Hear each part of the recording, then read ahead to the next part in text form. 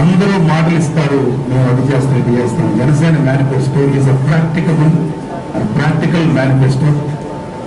జనసేన మేనిఫెస్టోలు మా నాయకుడు పవన్ కళ్యాణ్ గారు చెప్పిన ప్రతి విషయం ప్రాక్టికల్ గా చేయదగ్గ విషయం. ఇక ఇతర మేనిఫెస్టోల గురించి నేను చెప్పక్కర్లేదు. ఆకాశంలో మేడలు కట్టారు, పునాది లేకుండా. దాని గురించి నేను మాట్లాడాలి ఈ సమయంలో.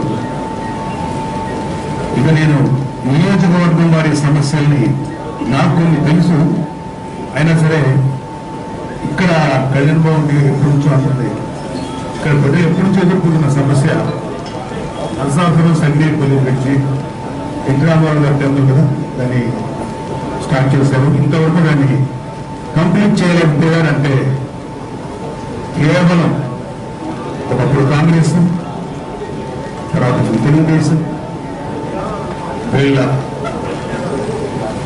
యొక్క చేతకానితనం అని చెప్పడం.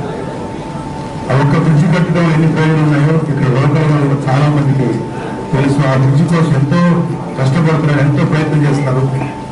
అది సఫలీకృతం కాలేదు. నేను వచ్చిన తర్వాత ఖచ్చితంగా ఆ బ్రిడ్జి వరకు జరిగేలాగా నేను పోరాటం చేస్తానని.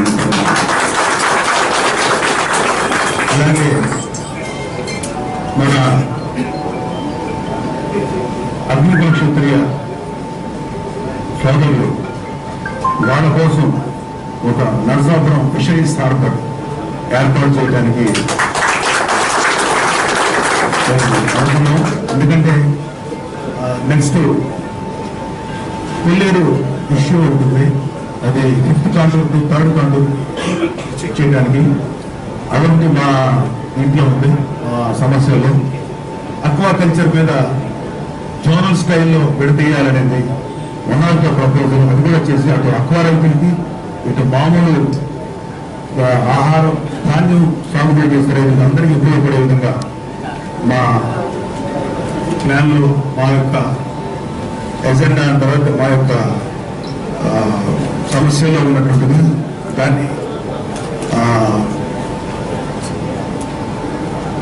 దాన్ని దానిలో కూడా మా దృష్టి ప్రత్యేకంగా పెడుతున్నాం. అలాగే నాకు ఇతర విషయం వెరీ హ్యాపీ. ఆ direct pipe line from Vijayeswaram నుంచి డైరెక్ట్ పైప్ లైన్ నుంచి అన్ని గ్రామాలకి రక్షిత నీరు అంటే తాగడానికి ఉపయోగపడే నీరు చేయడానికి ఒక ప్లాన్ ఉంది, ఆలోచన. అలాగే పార్లమెంట్ పరిధిలో నరసాపురం నియోజకవర్గం ఎంపీ పార్లమెంట్ పరిధిలో ఒక నిమ్స్ స్టాండర్డ్ లో ఉన్నట్టు మంచి హాస్పిటల్ ఏర్పాటు చేశారు. అలాగే ఒక అగ్రికల్చర్ ఇన్స్టిట్యూట్ స్థాపించి నిరుద్యోగులకి మంచి ఉద్యోగ వసతిని, ఉద్యోగాలను కల్పించవచ్చు. సో ఇవన్నీ ఉన్నాయి సమస్యలు. ఈ సమస్యలు ప్రాబ్లమ్స్ లేకపోతే చేయాల్సిన పనులు ఇంతకాలం ఎందుకు జరగలేదు అనడానికి చెయ్యాలి అనేటువంటి ఇంట్రెస్ట్ లేదు. ఇది నేను చెప్తున్నాను, ఎవరికి లేదు. వచ్చామా, ఒక 30-40 కోట్లు ఖర్చు పెట్టామా, ఈ డబ్బుని మళ్ళీ తిరిగి సంపాదించామా పద్ధతులు, మళ్ళీ నెక్స్ట్ ఎలక్షన్స్ దాచిపెట్టామా, పిల్లలకి శిశు బ్యాంకుల్లోనూ రకరకాల బ్యాంకుల డబ్బులు ప్రూవ్ చేశామా, ఇదే పని ప్రతి ఎంపీ కానీ ప్రతి ఎమ్మెల్యే కానీ ప్రతి రాజకీయ పార్టీ చేస్తుంది. దానికి మొదటిసారిగా కన్నిగొట్టంలో ఉన్నాడు మన జనసేన.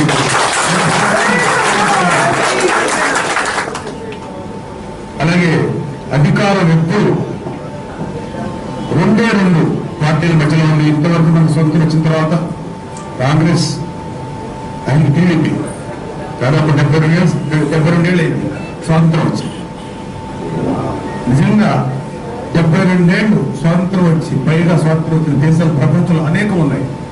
మనకన్నా అనుకుంటుంది సింగపూర్ ఉంది, పేరు నేను కరెక్ట్గా గుర్తులేదు. కానీ ఒక్కసారి మీరు ఎవరన్నా సింగపూర్ చూస్తే తెలుస్తుంది, సిగ్గుపడతాం.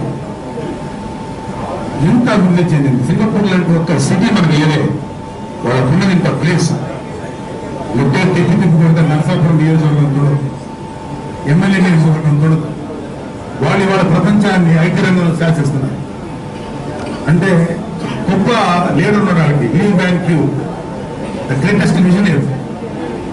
మనకు విజనరీస్ లేవు, బిజినెస్ మెన్ ఉన్నారు మన రాజకీయాల్లో, వ్యాపారం చేసేవాళ్ళే ఉన్నారు. ప్రతి వాడికి అదే పని.